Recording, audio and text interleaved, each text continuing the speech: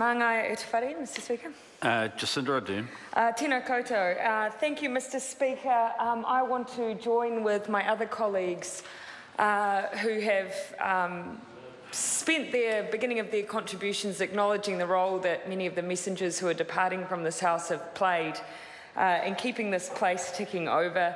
And I personally consider them not just friendly phases, but I consider many of them friends, and am very sad at their departure. Mr Speaker, I want to respond to some of the points that the member who just resumed his speech made. The first point, there are a number of them, so I'll start with the first. One of the points that the member made was that the government, it was an election promise to raise the age of care and protection so that the government played a support role for rangatahi right up to the age of 18, because it's currently 17. Mr Speaker, I feel like at this point I know the member's policies better than he does. If it was an election promise, it was one they've failed to implement for 8 long years, because, Mr Speaker, anyone who's been following this issue will know that it was on the order paper to lift that age. The 6th Amendment Bill number 5, if my memory serves, was on the table, on the order paper, ready to be debated by this House when National won the election in 2008, and that amendment was dumped. So not only did they not implement it, they actively voted against an amendment that would have brought that change into place back in 2008. Not only that, Mr Speaker, but they voted against multiple attempts by Labor to raise the age in a number of amendments that we put before the House.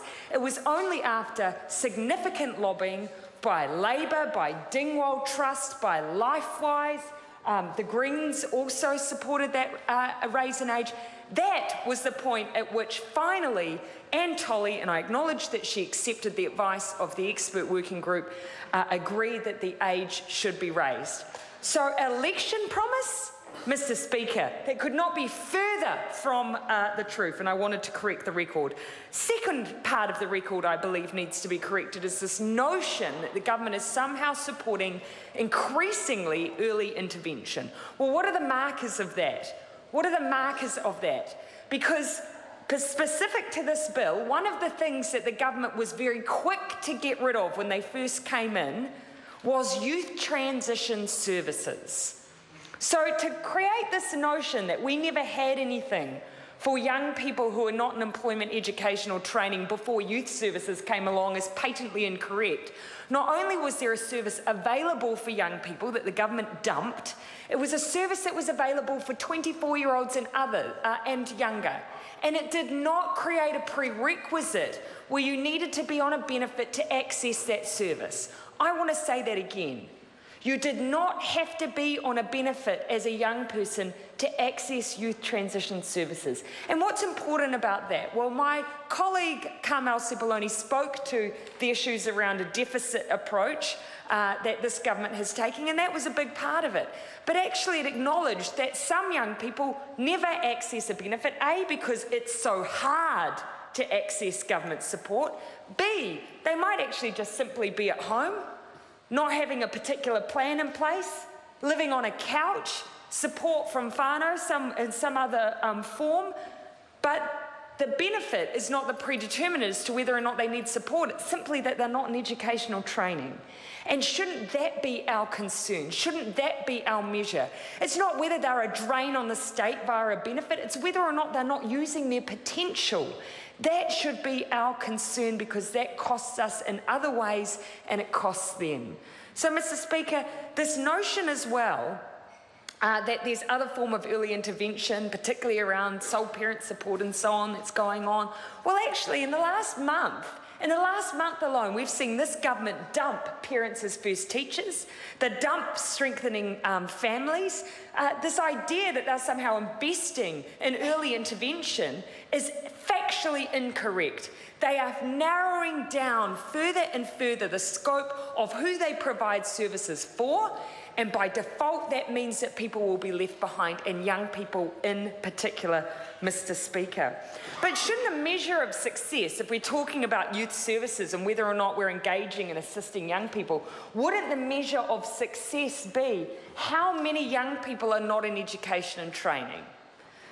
Wouldn't that be a measure of success? Because on that basis, Mr. Speaker, as has been canvassed in the House, the number of young people from 15 to 24 who are not in education, training or employment since this government has taken office is now at 87,200. 87,000 young people who are not in education, training or employment. That number devastates me. It devastates me in particular because when I first came into Parliament, I was our Youth Affairs spokesperson, a job now ably done by Louisa Wall. And Mr. Speaker, at that time, the numbers were lower than they are now, and they were devastating. But they've increased by 26,500 young people. That is 5 times the size of the town I grew up in. I can barely fathom that number of young people not being in education, employment or training. Our concern should not just be those who are on a benefit. It should be every single one of those young people. And that's one of the reasons, in fact, one of the most significant reasons we cannot vote in favour of this bill. Youth services in this bill are being extended for another 2,000 young people. 2,000. That is not the full extent of the need that exists out there. And if the government truly backs itself that youth services are the answer to everything, then offer it to everyone. Give it to everyone who is in need and whose potential is being wasted, because it goes much further than those 2,000 young people.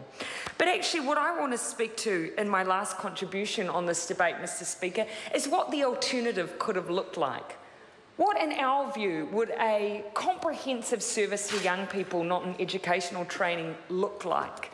Well, it wouldn't be contingent on you walking through a work and income door. It wouldn't be contingent on you seeking support. In fact, it would be much more proactive than that. Labor's plan has always been that we need to make sure that every young person has a plan to be earning or learning. That means that the point that a young person leaves school, we check they have a plan. We ask at the school gate where they're going, what they're doing, and if they need support. And we don't just leave it there, because we know from the experiences of those who have worked in this space that actually a young person might have a plan when they leave school, but that it can quickly fall over. And in fact, one of the most vulnerable points is usually 6 months to a year out of school. So we check back in. We check back in and we make sure that they have something to occupy their time. And if they do not, what do? We don't give up. I still remember the experience that I had relayed to me once when I was visiting a comprehensive youth transition service that was operating in a small town. I won't name the town in case I give away any personal details, but there was a particular young woman who, when she left school, said she didn't need help. She got a call from the youth transition service, "No, I don't need help." She was doing nothing. They contacted her again a month later. "Do you need anything?" "No, I'm fine." This young woman was growing up in a gang family. Not one of her whānau members were in employment, not one. She said she was fine. They didn't give up. They called her again a month later, and this time she confessed that she needed money. So they talked to her about some of the options that she had, and before long convinced her that maybe she should apply for a job at the local supermarket. They picked her up, they worked through interview questions for her, they made sure she had an outfit for the interview, they took her there, she got the job. She was the first one in a long time in her family to have employment. And it came purely out of the persistence of those youth workers who were absolutely convinced that it didn't matter whether she was on a benefit or not. It didn't matter if she said she was okay. They kept up their contact and they offered their support. A comprehensive youth transition service, Mr. Speaker, is what we need. It's not just about markers of whether or not you are a drain on the state via a benefit. It's got to be more comprehensive than that. And Mr. Speaker, that is absolutely Labor's intention when we take office, to reintroduce a comprehensive service like that again for every under 24-year-old, to ensure that once again they're earning and learning, and we can reduce those devastating statistics of NEETs in New Zealand. Speaker. Matt Ducey.